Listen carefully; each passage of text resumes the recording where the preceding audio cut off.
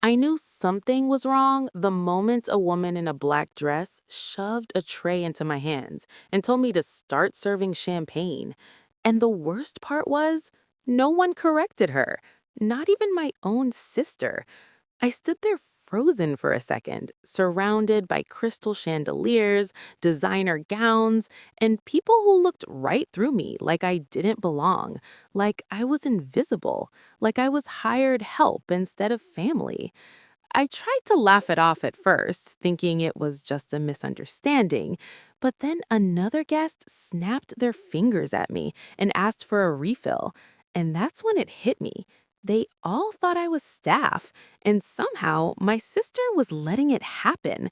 I caught her eye across the room, silently begging her to say something, anything, but she just looked away like she didn't know me. Humiliation burned through my chest as I kept holding that tray, pretending I wasn't breaking inside, until the groom suddenly grabbed the microphone, looked directly at me, and asked one question that made the entire room go silent. Wait, can someone tell me who she really is? I've spent most of my life being the less impressive sister, the one people politely ignored while praising her achievements, her looks, her perfect life, and I learned early on to stay quiet, smile, and never make a scene, especially around family. My sister Emily was always the golden one, the one who married into money, moved into a mansion, and somehow made it all look effortless, while I built my life slowly, privately, without needing validation from anyone.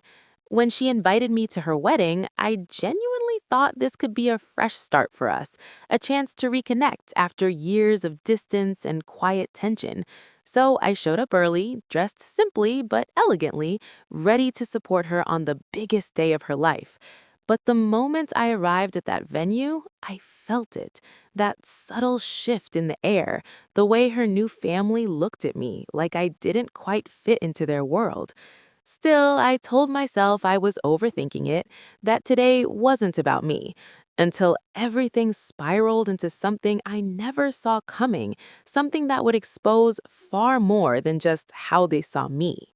I arrived at the venue nearly 2 hours early because Emily had asked me to help with a few small things, and despite everything between us, I still wanted to show up for her the way a good sister should. So I walked into this breathtaking estate, white marble floors, towering floral arrangements, staff moving in perfect coordination, and for a moment I felt proud of her, like she had really made it, like maybe this was her fairy tale and I was happy to be a small part of it. But that feeling didn't last long, because the first person who approached me didn't even ask who I was. She just looked me up and down and said, "You're late, the trays need to be prepped," before handing me a stack of champagne flutes like it was the most normal thing in the world. And I actually laughed awkwardly, thinking she must have confused me with someone else. So I said, "Oh, I think there's been a misunderstanding. But she cut me off with a tight smile and said, "We're all busy, just follow instructions," and walked away before I could finish. I stood there for a second, stunned, debating whether to chase her down or just find Emily. But then another woman came over and adjusted my grip on the tray like I'd done something wrong, and suddenly I felt this pressure, this strange expectation closing in on me, like everyone had already decided who I was without asking. I tried to brush it off, telling myself it was just chaos before the ceremony. But as more people started giving me orders, telling me where to stand, what to carry, how to move, I realized this wasn't a simple mistake. This was how they saw me. And the worst part was, no one questioned it. Eventually, I spotted Emily near the bridal suite, laughing with her bridesmaids, looking flawless in her robe, and I felt this wave of relief, like finally someone would fix this. So I carefully set the tray down and made my way toward her, weaving through guests and staff until I was just a few feet away.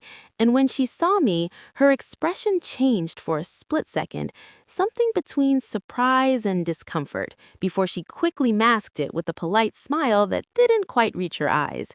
"Hey," I said softly, trying to keep things light. I think there's been some confusion. They're treating me like I'm part of the catering team. And I waited for her to laugh, to roll her eyes, to say something like, "Oh my God, that's ridiculous." But she didn't. Instead, she glanced over her shoulder at her future mother-in-law, then back at me, and lowered her voice. "Can you just help out for now? Everything's a little hectic." And for a second, I genuinely thought I misheard her, like my brain refused to process what she was actually asking, because this wasn't just a misunderstanding anymore. She was letting it happen. "Emily, I'm your sister," I said, my voice barely above a whisper, but she just gave me this tight, almost pleading look and said, "Please don't make this a thing today," and then turned away before I could respond, leaving me standing there, invisible in a room where I was supposed to belong, holding on to a dignity that was starting to slip through my fingers as I realized this wasn't an accident, this was a choice. I wish I could say I walked out right then, that I had enough self-respect to leave and never look back. But the truth is, I stayed. Partly because I didn't want to ruin her wedding, and partly because I needed to understand how things had gotten this far. How my own sister could look at me and decide I was easier to hide than to acknowledge. So I picked that tray back up, forcing my hands to stay steady even as my chest tightened, and I told myself I would get through this quietly, observe everything, and deal with it later. But the deeper I moved into that room, the worse it got. Because now the guests were arriving in waves, well-dressed, confident, clearly wealthy, and every single one of them treated me exactly the same way, like I was part of the hired help, like I existed only to serve them. One woman handed me her empty glass without even looking at me. Another asked me to wipe a spill near her table, and when I hesitated, she frowned like I was being difficult, like I was failing at a job I never signed up for. And I could feel my face burning with humiliation, but I kept moving, kept smiling, because causing a scene would only make me look worse in their eyes. What hurt more than anything, though, wasn't the strangers. It was my family. Because I started noticing the way Emily's new relatives whispered to each other while glancing at me, the way her mother-in-law watched me with quiet approval, like she was satisfied that everything was in its proper place. And then there was my own parents, standing near the front, dressed elegantly, blending perfectly into this world, and when I passed by them, hoping desperately that they would say something, that they would pull me aside and ask what was going on, they didn't. They just gave me these awkward, almost warning looks, like they were telling me without words to just go along with it, to not embarrass anyone. That was the moment something inside me shifted, because it wasn't just Emily anymore. It was all of them, all choosing comfort over truth, image over loyalty. And I realized I had been playing the same role my entire life without even noticing it. Always the one who adjusted, who stayed quiet, who accepted less to keep the peace. Still, I kept going, moving between tables, pouring drinks, listening to fragments of conversations that made it clear exactly how they saw people like me. People who didn't come from money, who didn't marry into it, who had to build things on their own. And every word felt like another layer of insult, another reminder that in their world, worth was measured by status, not character. By the time the ceremony started, I had been completely absorbed into the background, standing off to the side with the actual staff, holding a tray I no longer questioned, watching my sister walk down the aisle in a dress that probably cost more than my entire apartment, smiling like everything was perfect, like she hadn't just erased me from her life in front of hundreds of people. And as the vows echoed through the room, I made a quiet decision. One I hadn't fully formed yet, but I knew this wasn't going to end the way they expected. Because for the first time, I wasn't just going to stay silent and take it. By the time the ceremony ended and guests began moving toward the reception area, something in me had completely hardened. Not in a loud, dramatic way, but in a quiet, controlled way that felt unfamiliar and strangely powerful. Like I was finally seeing everything clearly for the first time, instead of making excuses for people who didn't deserve it. And instead of shrinking further into the role they had forced on me, I started paying attention, really paying attention to every detail, every interaction, every careless comment. Because if they were so comfortable treating me like I didn't matter, then they clearly had no idea who I actually was. I moved through the room more deliberately now, no longer just reacting, but observing, noticing how Emily's father-in-law carried himself like he owned not just the event, but everyone in it. How guests laughed a little too eagerly at his jokes, how the entire atmosphere revolved around status and appearances. And it didn't take long for me to realize that this wedding wasn't just about love. It was about image, about power, about maintaining a very specific narrative of perfection. At one point, I passed by a group of men discussing business deals, casually dropping numbers that would intimidate most people. And I almost smiled to myself, because if they had bothered to ask me a single question instead of assuming, they might have realized I understood every word they were saying, and more. But they didn't, and that was their mistake. The real turning point came when I overheard Emily's mother-in-law speaking to one of the guests, her voice low but sharp, saying, "We had to be very careful with the guest list. You know how it is. Certain people just don't fit the image." And even though she didn't say my name, I knew exactly who she meant. And something about the calm certainty in her tone made it clear this wasn't a misunderstanding or a one-time decision. This was intentional, calculated, and worst of all, accepted by my own sister. Instead of confronting her, though, I did something they never expected. I leaned into it, fully, because if they wanted me to be invisible, then I would use that to my advantage.